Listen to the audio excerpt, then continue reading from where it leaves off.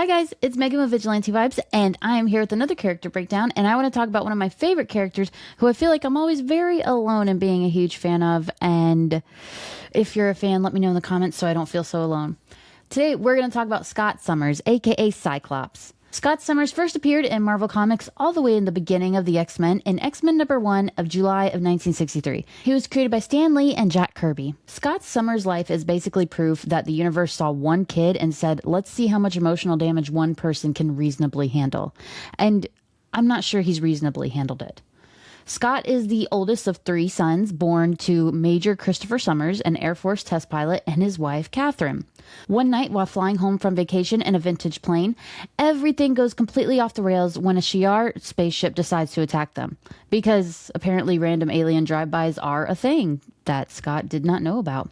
While the plane is going down, Catherine has exactly 1 parachute, which is wild, given that you guys are in a plane. You didn't think to see if there was more than 1 parachute? I don't know. So she straps Scott and his younger brother Alex to it and pushes them out of the plane, sacrificing herself and Christopher to save their sons. Scott survives. Technically. He smashes his head during the landing, suffering a brain injury that permanently prevents him from controlling his mutant powers. So before puberty even finishes, his superpower comes with a lifetime warranty of always broken. Everyone assumes his parents are dead, and the authorities immediately separate the brothers.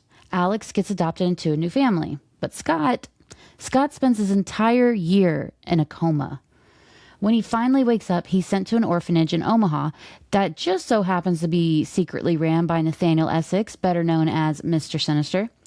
Because if you're Scott Summers, your orphanage might as well be owned by your future arch nemesis who's secretly obsessed with your DNA.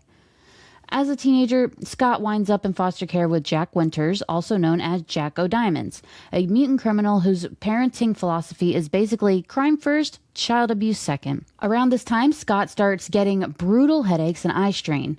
A doctor in Washington, D.C. figures out that ruby quartz lenses relieve the pain. Unfortunately, that's because Scott's eyes are about to become nature's least convenient superweapon. His mutant powers suddenly activate, blasting an uncontrollable beam of optic force that demolishes a construction crane. The crane's payload starts falling toward a crowd, so Scott fires another blast and vaporizes it before it can crush anyone. The crowd watches this teenager literally save their lives and immediately decides he's trying to murder them. Typical Tuesday for an X-Man. A mob forms, Scott bolts, and escapes aboard a freight train. Jack Winters, realizing Scott now has city block level I-beams, decides he would make a fantastic partner in crime. When Scott refuses, Winters responds with violence. Thankfully, Scott's display of power catches the attention of Professor Charles Xavier, who teams up with FBI agent Fred Duncan to track him down. Xavier rescues Scott from Winters and recruits him to be the very first X-Man, giving him a place to belong while training young mutants to fight for peaceful coexistence between humans and mutants. As Cyclops, Scott quickly becomes the X-Men's deputy leader. On the battlefield, he's a born commander, a tactical genius who can coordinate a fight better than almost anyone. Outside the battlefield, the man has the emotional communication skills of a brick. Scott falls in love with fellow X-Man, Jean Grey, whose telepathic and telekinetic powers make her one of the strongest mutants alive. But instead of telling her how he feels, Scott spends years silently staring at her through a visor and hoping she'll magically figure it out. And to be fair, she's telepathic, She'll figure it out. Now, about those optic blasts. Despite what everyone calls them, Scott doesn't actually shoot lasers. His eyes are literally portals to another dimension filled with endless concussive energy. His body constantly absorbs ambient energy, mostly sunlight, which fuels those portals. His mind generates a special psionic field that controls the openings while simultaneously protecting his body from the energy pouring around them. Even his eyelids are shielded by this field, which is why blinking doesn't accidentally level buildings. His ruby quartz visor and glasses work because the crystal resonates with that same psionic field, allowing them to safely block the blasts. Scott can precisely control the width and the intensity of his optic beam by subconsciously adjusting the size of those dimensional portals. His visor controls the beam's height through the adjustable slit, giving him an effective range of about 2,000 feet. If he ever completely drains his stored optic energy, his body starts generating more almost immediately. But it may not be enough to fire a full strength blast right away. He can also get incredibly creative with it, like firing rapid pulses to slow a falling object instead of simply blowing it to pieces. Because of that childhood head injury, though, Scott cannot turn his powers off naturally. That's why he wears the visor. It's not just a fashion statement. It keeps him from accidentally demolishing the room every time he opens his eyes. And because Xavier apparently believes in over-engineering everything, Scott's visor is ridiculously advanced. It's lined with powdered ruby quartz, uses adjustable flat lenses, tiny electric motors, spring-loaded safety systems, glove-operated thumb switches, and enough mechanical complexity that it probably has its own instruction manual. Scott is also immune to the plasma energy generated by his brother Havoc, though his younger brother Gabriel Summers, who is Vulcan, can still hurt him with his powers. Beyond his mutation, Scott is one of Marvel's greatest tacticians. He has an almost supernatural sense of geometry, allowing him to instantly calculate ricochet angles and bounce his optic blast off a dozen different surfaces to hit impossible targets. He's also an exceptional leader, highly trained in hand-to-hand combat, an accomplished pilot, an experienced radio operator, and mentally disciplined enough to resist casual psychic attacks. His biggest enemy has always been Mr. Sinister, who's less of a supervillain and more of an obsessed DNA stalker. Sinister spends decades experimenting on Scott's genetics, eventually cloning Jean Grey to create Madeline Pryor, who is Maddie the Baddie. Scott falls in love with Madeline, marries her, and they have a son, Nathan Summers, who eventually becomes Cable. The only problem, that entire relationship was orchestrated by Sinister as part of a long-term plan to breed the perfect mutant capable of opposing Apocalypse, who's, Ensabah Nur. Scott unknowingly becomes part of the world's weirdest eugenics experiment. Scott eventually goes head-to-head with Apocalypse himself, and even ends up merging with the ancient mutant, briefly becoming a terrifying new evil entity before finally being freed. Through everything, Scott's closest allies remain Professor X, Jean Grey, Emma Frost, Storm, and the rest of the X-Men are cool too. Despite what a lot of people think, the family means everything to Scott. Whether it's his father Corsair, or his brothers Havoc and Vulcan, or his children Cable or Rachel Summers. If one of them is in danger, Scott will move heaven, earth, and probably a Sentinel factory to save them. His love life, meanwhile, is legendary for the wrong reasons. Scott and Jean Grey spend years in an on-again, off-again romance that refuses to stay simple. His love for her often clouds his judgment, which isn't helped by the fact that Wolverine is also helplessly in love with Jean too. Thus begins one of Marvel's longest-running rivalries. Nothing says workplace tension quite like sharing leadership duties with the guy who's openly flirting with your girlfriend. When Jean seemingly dies, which was one of many times, she dies a lot, Scott eventually finds comfort with Madeline Pryor, who just so happens to look exactly like Jean, because she's literally Jean's clone. Scott doesn't know that, of course, even though I feel like it's blatantly obvious, but that's fine. He marries Madeline, they have Cable, and Madeline goes insane and apparently dies fighting the real Jean. But we will get into what happens with all of that. Scott and Jean eventually reunite and marry, but things become rocky after Scott merges with Apocalypse. Even after he's freed, he begins a psychic affair with telepath Emma Frost. It basically was Scott wanted therapeutic help, and he got it from Emma Frost, and there was an emotional affair that went along with it, and Jean was pissed.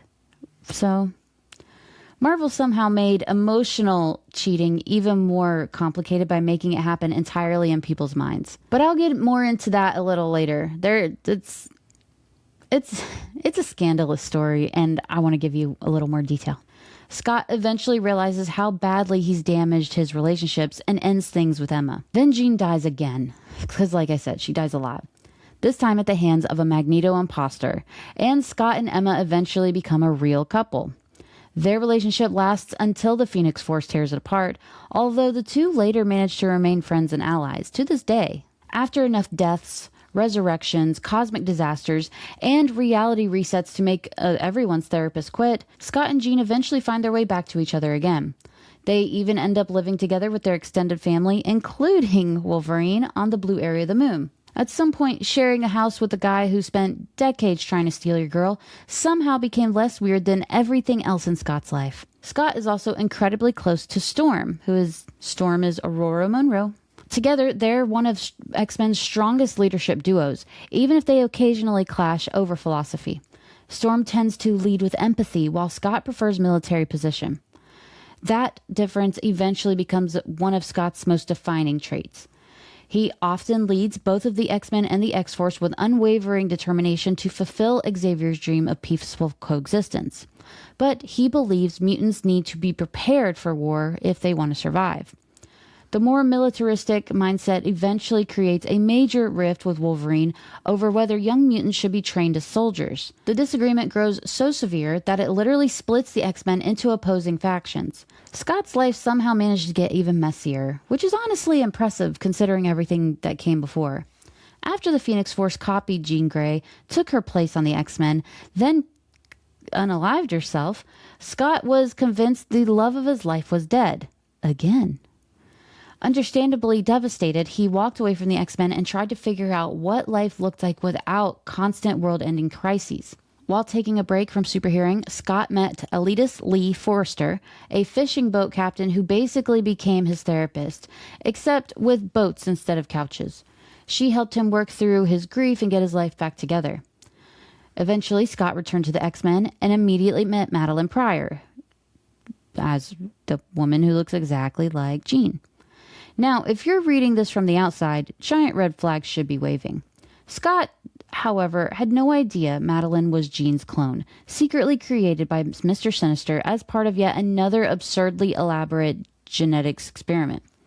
The two fell in love, got married, and soon had a son named Nathan Christopher Summers. Scott retired from the X-Men again to focus on his life. That lasted about 5 minutes, because the real Jean Grey eventually emerged from suspended animation. Scott then made what is still considered one of the most controversial decisions in comic book history. He left Madeline and baby Nathan to reunite with Jean and help form X-Factor, a team made up of the original X-Men.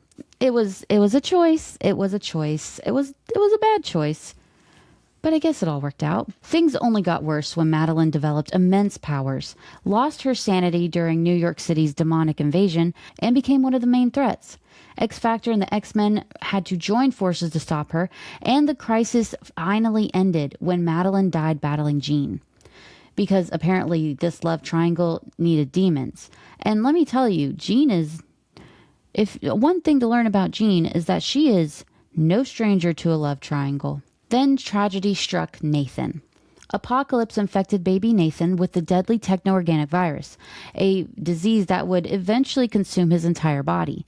The only chance to save him came from the mysterious clan Ascani, who offered to take Nathan 2,000 years into the future, where it had been prophesied that he would be the one to save the world from apocalypse. Clearly, this is not something that was explained to Child Protective Services, because Scott had to tell the mysterious member of Clan Ascani, sure, mysterious stranger, take my baby. So Scott had no choice but to let his infant son disappear into the future. Not long after, X-Factor disbanded, everyone went back to the X-Men, and Scott finally married Jean. Even their honeymoon couldn't be just a honeymoon, though. The mother Ascani, leader of the clan that had taken Nathan, pulled Scott and Jean's spirits into the future timeline known as Reality 4935. They were inhabited new bodies and lived under the names Slim and Red, raising Nathan for 12 years. When their mission was over, Scott and Jean returned to their own bodies in the present, but Nathan stayed behind, eventually growing up to be Cable, one of the greatest heroes of his era. So yeah, Scott technically raised his own son twice, just in completely different centuries, and one was 12 years and one was not much time at all. Back in the present, Scott and Jean resumed leading the X-Men. After Professor Xavier was arrested because of everything that happened with the psionic monster Onslaught, Scott stepped up once again as the team's leader, which I think that's his happiest place, is being team leader. Then came Operation Zero Tolerance. because the government apparently saw giant mutant disasters and thought we should definitely make this worse. The anti-mutant fanatic Bastion captured the X-Men and secretly implanted a nanotech bomb inside Scott's body while trying to wipe mutant kind off the face of the Earth. Fortunately, the X-Men escaped, and mutant doctor Cecilia Reyes managed to save Scott's life. Scott and Jean finally decided they earned a vacation. Marvel disagreed. They barely had time to recover before they were back leading a team of X-Men, helping the cybernetic Manites fight one of Apocalypse's agents. Then Apocalypse unveiled another one of his totally reasonable plans, the 12, which was a super okay storyline. It was okay.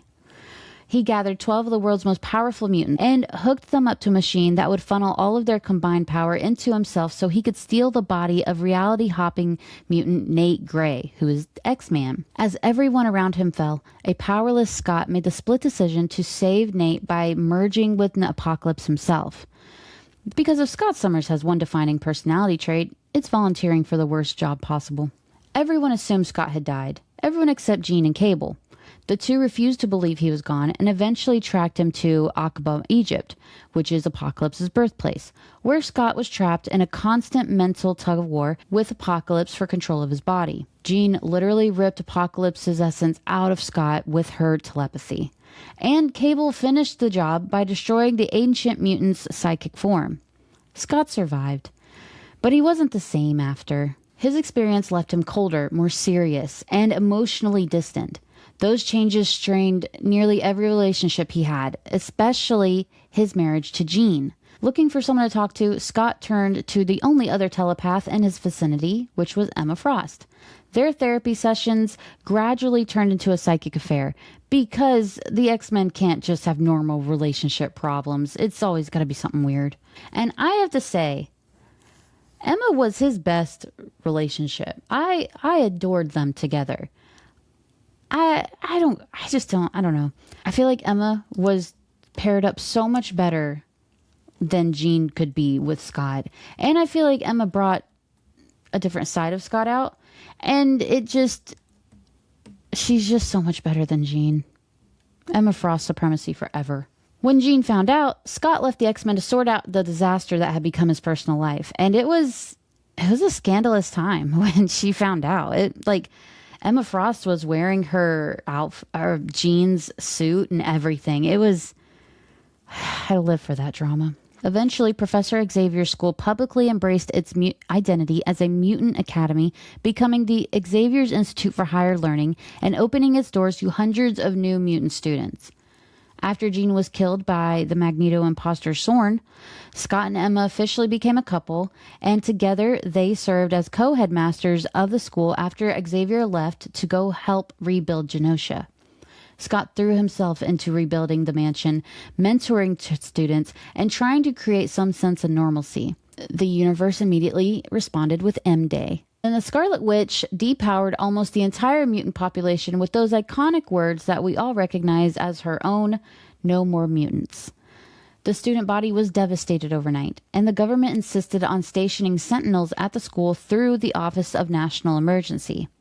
Nothing says welcome back to school quite like a giant mutant hunting robots parked right outside. Things somehow became even worse when William Stryker's purifiers attacked the Institute, killing numerous depowered students. Scott and Emma focused on training the surviving students into the new X-Men, while Scott also learned that he had another brother named Gabriel Summers, who is Vulcan, who everyone believed was dead, which happens a lot in Marvel Comics.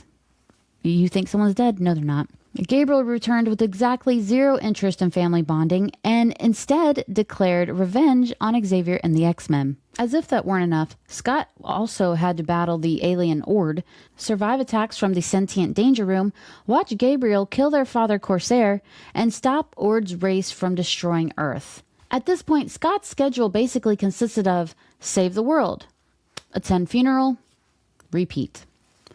Then came the birth of the first mutant child since M-Day. Everyone wanted that baby. I cannot make you understand more. There were people coming from different times for that baby. There were people everywhere that wanted this baby. Mr. Sinister's Marauders wanted the child. The Purifiers wanted the child. Scott eventually learned that the mysterious man protecting the baby was actually Cable, his own son. Scott reluctantly sent a new X-Force after Cable, while former X-Man Bishop became obsessed with killing this child, believing she'd one day create his dystopian future. Scott ultimately chose to trust Cable, allowing him to escape into the time stream with the baby who would become Hope Summers. Bishop tried to shoot Cable. Instead, he accidentally shot Professor Xavier, which I'm not too sad about. At that point, Scott looked around at the smoking wreckage that was his life, disbanded the X-Men, and headed to the Savage Land with Emma for what was supposed to be a much-needed break. Naturally, it wasn't peaceful. They returned to fight the bizarre hippie goddess whose illusion transformed San Francisco into a giant 1960s peace festival. Scott declared San Francisco a safe haven for mutants, but anti-mutant tensions only grew. Then the Shadow King possessed Scott. Storm solved that problem with the old-fashioned way of hitting him with lightning. We love Storm. She is a queen. She always has the answers. Scott later had to stop the psychic ghost known as the Red Queen, who wanted to possess Jean's corpse, which is gross. Scott hired Domino to secretly move Jean's body, ruining the Red Queen's entire plan before it even got started. Meanwhile, anti-mutant riots erupted over the destruction of Cooperstown, Alaska. Simon Trask and his group Humanity Now somehow convinced the media that they were the victims. Then Norman Osborn sent the Dark Avengers after the X-Men. Emma secretly infiltrated Osborn's operations while pretending to work for him. Mutants were imprisoned and tortured by Alcatraz, and Scott, with the help of magic, liberated them. Realizing California wasn't exactly welcoming anymore, Scott relocated the X-Men and every mutant willing to follow him into the massive floating island in the Pacific Ocean. Actually, it was an asteroid. Supported by Namor, Scott transformed it into the mutant sanctuary known as Utopia. Because after everything he'd been through, apparently the only logical solution left was, fine, we'll just build our own country. Then, of course, just when Scott thought his life couldn't get any more busy, the Phoenix Force decides to show up and make everyone's life exponentially worse. When the Avengers learned that Phoenix was coming for Hope Summers, Steve Rogers, who was Captain America, wanted to take her into protective custody. Scott, meanwhile, looked at the cosmic bird of destruction responsible for several apocalypses and basically went, nah, this'll be good for mutant kind. Hope was hiding out in Kunlun because even magical ninja cities aren't off limits in the X-Men's weekly schedule. Naturally, the disagreement escalated into Avengers vs. X-Men, ending with the Phoenix Force arriving on the moon and splitting itself between 5 mutants: Cyclops, Emma Frost, Namor, Colossus, and Magik. It's like, congratulations, you've all won unlimited cosmic powers and several upcoming therapy sessions. One by one, the Avengers took down the Phoenix Five until only Scott and Emma were left juiced up. Scott used his newfound god powers to bust open Kunlun's mystical gates and beat up Shao-Lao, the dragon that hands out Iron Fist powers. Then Hope copied both the dragon's abilities and Scarlet Witch's magic because why stop at just one power set? She defeated Scott and sent him back to the moon for the final boss fight. Scott decided he needed even more Phoenix power and tried to take Emma's share, but couldn't bring himself to do it. Professor X showed up with the Avengers and they beat Scott and Emma, and Scott immediately absorbed Emma's Phoenix energy anyway, transformed into the Dark Phoenix, and completely lost the plot. Hope and Scarlet Witch eventually stripped the Phoenix Force away from him, but not before Scott killed Professor Xavier. Oops. The good news, the Phoenix's departure kickstarted the return of mutant kind. The bad news, Scott had just accidentally murdered his mentor. So, prison. While locked up, Scott got regular visits from Mr. Sinister, whose favorite hobby is being the absolute worst.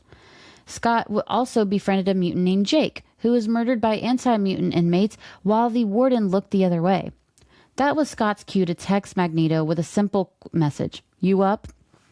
Magneto arrived with Danger and Magik, busted him out, and the trio immediately started freeing imprisoned mutants. Danger eventually peeled off to do her own thing because even jailbreak squads have scheduling conflicts. The gang set up shop in an old Weapon X facility and tried to rescue Emma, whose powers had become wildly unstable. Around the same time, Scott ran into his own time-displaced teenage self and the original teenage X-Men. During one incident, Jean's uncontrolled powers knocked Scott's visor off, his optic blast fired automatically, and the younger X-Men assumed adult Scott had finally snapped.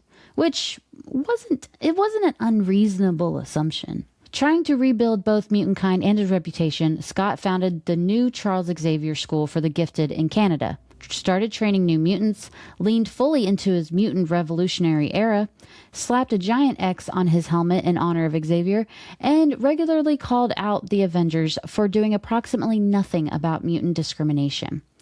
Then reality itself exploded, because it tends to do that from time to time. During Secret Wars, Earth 616 and Earth 1610 collided. Scott survived thanks to the bonding with the Phoenix Egg and woke up on Battleworld, which is Doctor Doom's stitched together patchwork planet. Scott tried fighting Doom with Phoenix enhanced powers. Doom responded by effortlessly killing him, which was like the shortest boss fight ever. After the multiverse was restored, the Phoenix Force resurrected both Scott and Jean. Scott immediately argued that he probably shouldn't have been brought back.